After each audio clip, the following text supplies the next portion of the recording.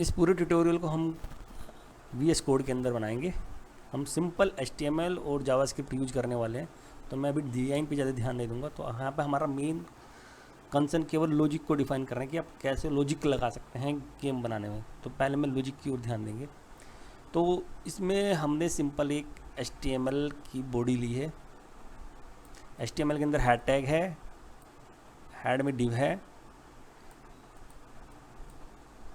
इसके अंदर हमें सिंपली एक ही डिव लिया है अभी, डिव जिसका नाम क्लास ग्रिड है, और साथ में एक JS फाइल ली है जिसको हम बाद में यूज करेंगे। तो अभी ये JS फाइल भी ब्लैंक है और ये ग्रिड इस तरह से बनाया है। तो इसमें हमने क्लास डिफाइन कर दी है डिव के साथ। तो इस पे हम CSS इम्प्लीमेंट करेंगे। मैं आपको इसका लेआउट थोड़ा सा एक्सप्लेन कर देता हूँ किस तरह से बनाने जा रहे हैं। तो यहाँ पे कैंडी क्रश का हम लेआउट समझने जा रहे हैं। देखिए, ये जो कैंडी क्रश है इसमें हमने 8x8 का कैंडी क्रश लिया है, मतलब कि 8 कॉलम है और 8 ही रोज़ हैं। अब ये इसका बैकग्राउंड कलर है और इसमें मल्टीपल कैंडीज़ हैं। तो हमने इसको पूरा एक डिव लिया है, जो डिव हमने अभी थोड़ी देर पहले आपको क्लास में दिखाया था कि ये क्लास है। आप देख सकते हैं ये वाला डिव जो है, जिस पे हमने ग्रिड की क्लास नाम से क्लास लगाई है, वो वाला ग्रिड है। ओके, तो अब हम देखते हैं कि इस वाले ग्रिड के अंदर मल्टीपल कैंडीज हैं, 1 2 3 4, सो टोटल 64 कैंडीज इसके अंदर आएगी। तो हमने एक कैंडी की जो हाइट ली है वो 70 पिक्सल ली है और विड्थ भी 70 पिक्सल ली है। तो ये टोटल जो ग्रिड है इसकी विड्थ और हाइट कितनी होगी, 78 × 8 560 पिक्सल, और इसकी भी कितनी होगी, 560 पिक्सल। तो ये हमारा ग्रिड का कैंडी क्रश के डिव का लेआउट है। तो अब हम यही हाइट और विड्थ एक CSS में डिफाइन करेंगे। देखते हैं कैसे।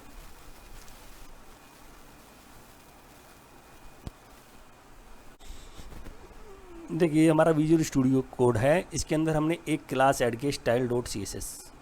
तो हमने जो डिव लिया था यहाँ पे, इस पर क्लास ग्रिड लगाई थी, तो हमने यहाँ पे सेम क्लास ले ली है ग्रिड नाम से। इस ग्रिड की हाइट और विड्थ हमने 560 पिक्सल ली है, जिसका लॉजिक मैंने आपको यहाँ पे समझा दिया है कि 560 पिक्सल के लिए है। और इसका हमने बैकग्राउंड ले लिया है ब्लू। ठीक है, अब इस ग्रिड के इस मेन डिव के अंदर जो डिव्स आएंगे मल्टीपल कैंडिडेट्स को कंटेन करने के लिए, उसके लिए हमने एक क्लास ले ली है जो कि मेन ग्रिड क्लास के अंदर जितने भी डिव होंगे उन सब पे रूल अप्लाई होगा। तो इनकी हाइट और विड्थ हमने 70 पिक्सल ले लिए, जो कि आप समझ गए होंगे हमने क्यों ली है। अब हमने जो CSS बनाई है यहाँ पे, इसका लिंक हमने इस index.html में ऐड कर दिया है।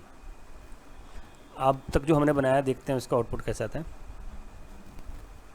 So it's perfect. So we have a background with blue div.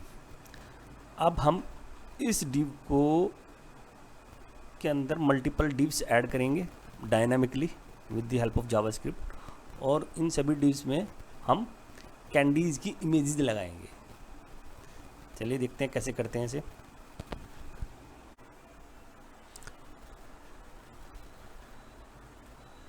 अब हम अपने प्रोजेक्ट के अंदर एक app.js ऐड करेंगे, जिसके अंदर कि हमारा सारा लॉजिक लिखा होगा।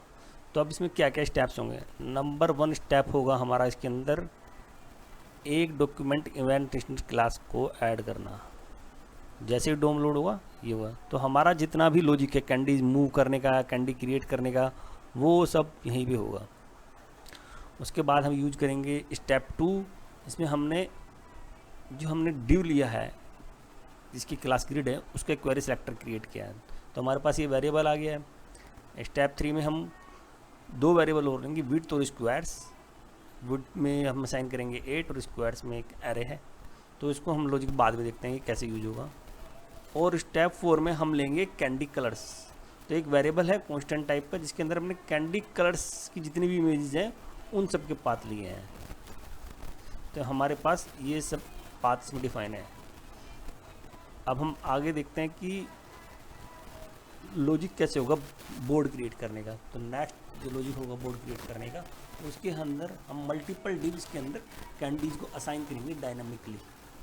तो वो डायनामिकली कैसे असाइन होगा तो वो भी देखेंगे। तो इससे पहले हम देख लेते हैं कि हमारी app.js कैसे दिखेगी। तो ये हमारा मेन लॉजिक है, ये सबसे इम्पोर्टेंट पार्ट है इस प्रोजेक्ट का। तो यहाँ पे हम बोर्ड क्रिएट करेंगे। इस बोर्ड के अंदर जितनी भी हमारी डिव के अंदर कैंडीज़ हैं वो डायनामिकली डिव क्रिएट करके उसके अंदर असाइन होगी। तो मैं यहाँ पे आपको इसका लॉजिक एक्सप्लेन करता हूँ, सो इसे केयरफुल्ली आप देखिए। तो सबसे पहले हमने एक फंक्शन लिया है क्रिएट बोर्ड नाम से, ठीक है।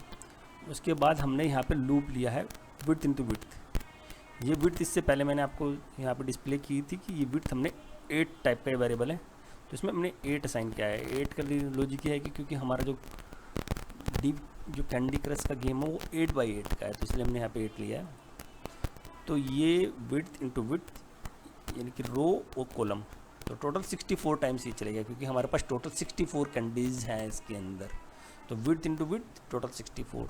सो हमसे i बराबर 0 से 64 लेस देन से लूप को स्टार्ट किया है, तो टोटल 64 टाइम्स ये चलेगा आपका।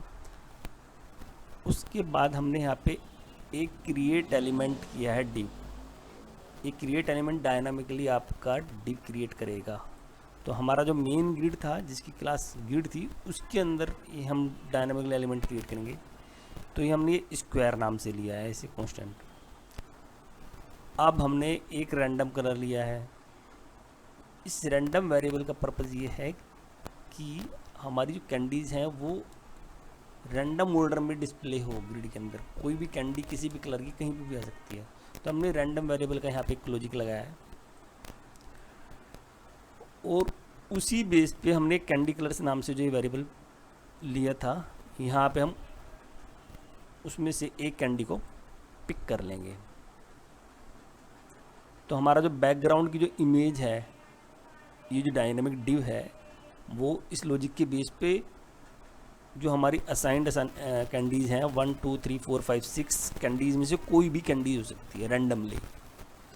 तो ये आपको रैंडम जनरेट करके देगा एक कैंडी का बैकग्राउंड इमेज। उसके बाद जो हमारा मेन ग्रिड है, जिसको हमने यहाँ पे असाइन किया था, दिस वेरिएबल जो मेन ग्रिड से के कॉन्टेक्स्ट में है, इस कॉन्टेक्स्ट के कारण इसमें हम एक चाइल्ड अपेंड करेंगे स्क्वायर के अंदर।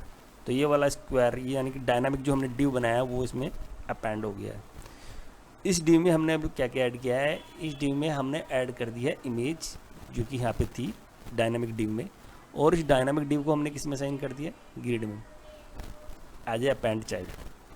ठीक है, अपेंड चाइल्ड का मतलब है कि ये डिव के अंदर ऐड होता जाएगा। फिर हम लिखा स्क्वायर डॉट, तो हमने जो स्क्वायर्स नाम से वेरिएबल लिया था यहाँ पे एक एरे, इस एरे के अंदर हम एक एक स्क्वायर को पुश करते जा रहे हैं। अब इसका यूज हम लेटर ऑन देखेंगे क्या यूज है। तो फिलहाल हमने इस एरे में भी इनको पुश कर दिया है। तो ये टोटल 64 टाइम्स चलेगा। तो 64 डिव्स को ऐड करेगा मेन डिव के अंदर, और इसी तरह से इस स्क्वायर्स एरे के अंदर भी इन 64 को ये पुश कर देगा। तो इससे हमारा डैशबोर्ड क्रिएट हो जाएगा। तो हमने जो भी अब तक डिस्कस किया था, जो भी लॉजिक जीएस का, वो हमने यहाँ पे डॉक्यूमेंट डॉट लोडेड इवेंट के अंदर रख दिया है, और उसके बाद क्रिएट बोर्ड फंक्शन कॉल कर दिया है। तो जैसे मैंने पहले भी बताया था, सब logic document dot event listener के अंदर ही होगा हमारा। ठीक है, अब इसके बाद अब देखते हैं इसका आउटपुट कैसा आता है।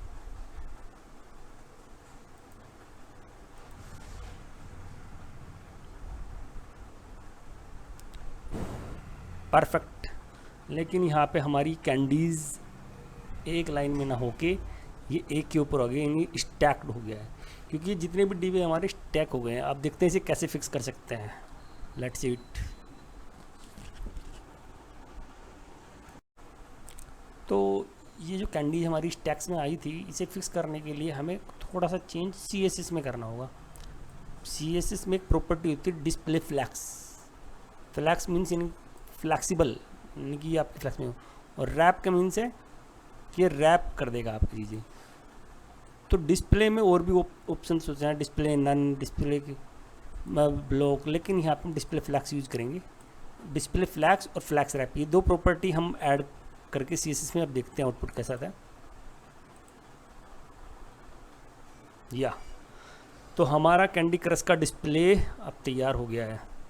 तो इस पार्ट में यहीं तक देखा है हमने कैंडी क्रश का बोर्ड कैसे क्रिएट करेंगे अभी, लेकिन हमारा इस पर क्लिक करने पे कोई मूवमेंट नहीं है। तो नेक्स्ट वीडियो में हम देखेंगे कि कैसे हम इसमें इन कैंडीज़ को राइट लेफ्ट और अप डाउन मूव कर सकते हैं। देखने के लिए थैंक यू।